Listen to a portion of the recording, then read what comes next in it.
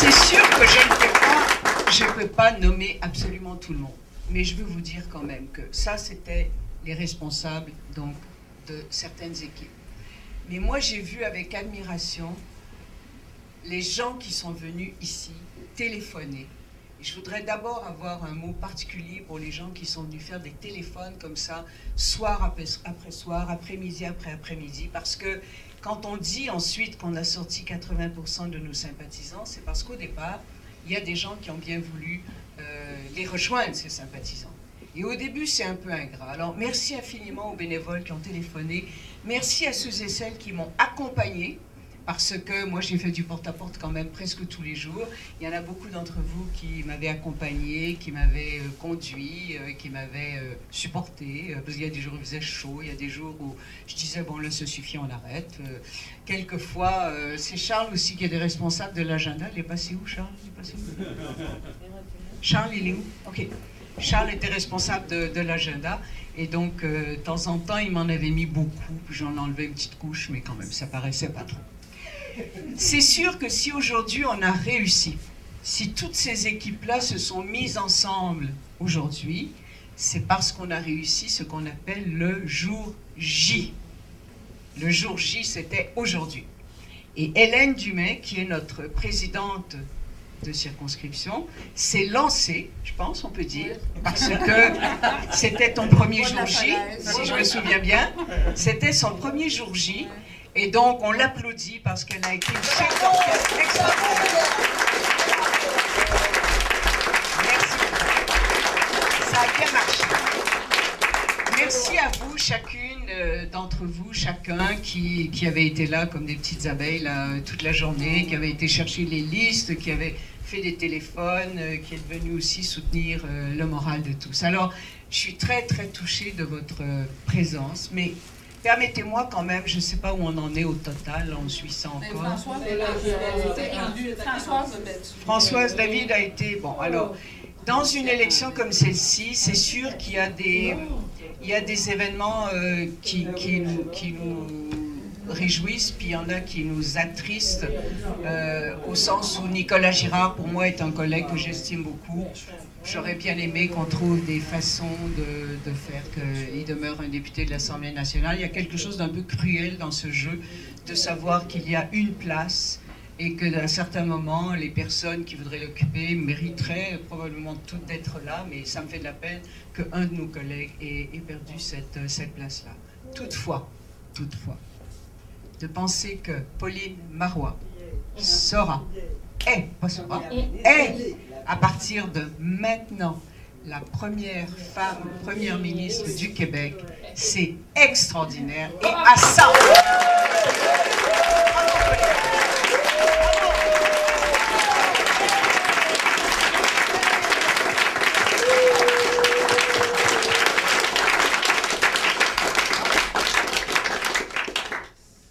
sûr qu'on va suivre le résultat jusqu'au dernier moment. Il nous en manque encore un petit peu pour avoir une victoire éclatante. On est quand même là, on est sûr d'être le gouvernement. On est sûr que Pauline Marois sera la première ministre. On est sûr d'avoir du cœur à l'ouvrage. On est sûr d'avoir le meilleur programme, d'avoir les meilleurs militants, d'avoir les meilleures idées. On est sûr aussi d'avoir, à mon avis, ce que les autres n'ont pas. On a de l'ambition pour le Québec. On ne veut pas occuper la place juste pour dire qu'on l'occupe, puis que c'est nos réseaux qui vont en profiter. On est là parce qu'on a une ambition immense pour le Québec. Et on l'a aujourd'hui et on l'aura demain. Et quand on sera à Québec, on l'aura après-demain. On a cette ambition, ce rêve, ce projet réalisable, que le Québec soit enfin, à sa pleine mesure, devenu un pays. Et le Parti québécois qui prend le pouvoir ce soir, même s'il est minoritaire, vous allez voir qu'on va se mettre à séduire les gens. On va se mettre à leur faire regretter qu'on ne soit pas majoritaire, plat. On va faire qu'ils auront envie de nous suivre, on va faire qu'ils auront envie de croire en nous. Ils vont voir d'abord à quel point on est sérieux, à quel point on est capable de gouverner le Québec, à quel point on est capable de faire le ménage. Et je pense que ça va nous attirer la sympathie des gens qui, dans le fond, se souviennent peut-être pas de ce que c'est qu'un Parti québécois au pouvoir, puisque ça fait 9 ans qu'on n'y était pas.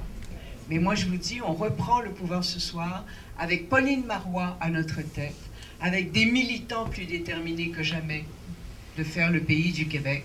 Et moi, je termine simplement en vous remerciant de nouveau et en vous disant à quel point je suis fière, honorée, heureuse d'avoir réussi avec vous à devenir une nouvelle fois députée de Taillon. Merci.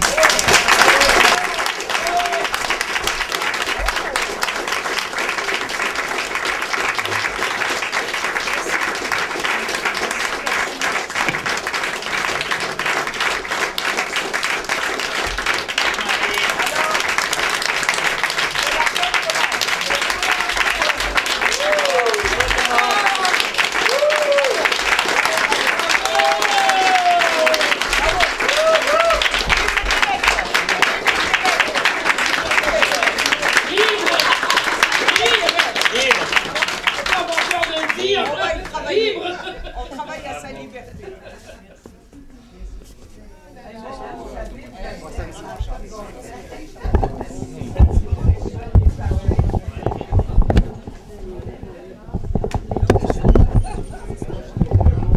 Travaille où, Simon?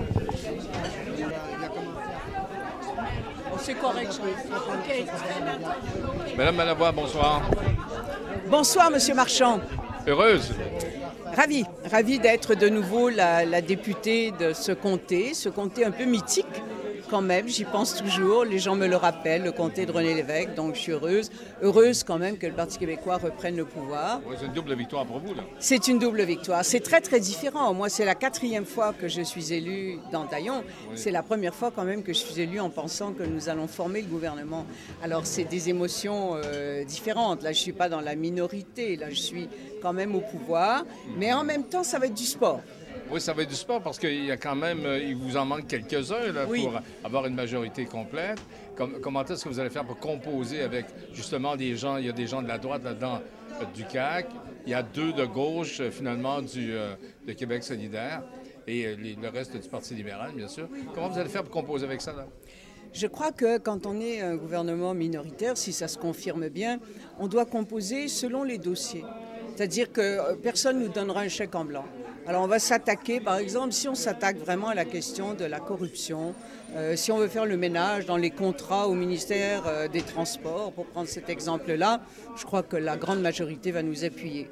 Il y aura peut-être des situations un peu plus délicates, mais je sais que les électeurs n'ont pas envie de se retrouver en élection demain matin. Donc c'est à nous de faire la preuve qu'on peut composer avec cette réalité-là.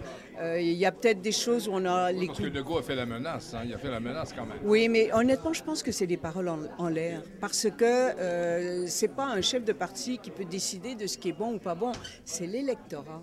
L'électorat nous a élus minoritaires. Ils veulent que le Québec soit gouverné comme ça pour un temps.